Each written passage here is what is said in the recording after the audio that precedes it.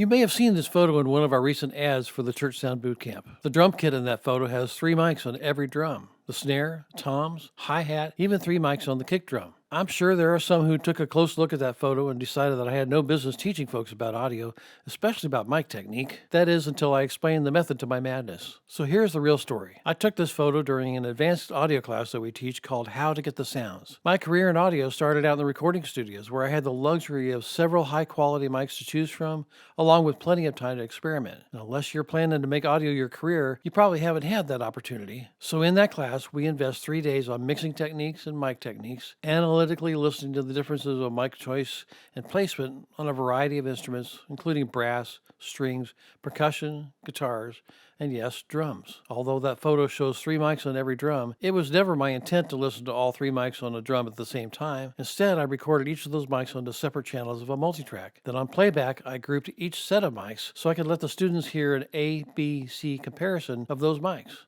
And I thought you might like to hear those differences. Take a listen to the following examples. I've isolated the rack tom and the floor toms. You'll hear the snare occasionally, but that's actually spill into the tom mics. In fact, notice the sound character of that snare spill picked up by each mic.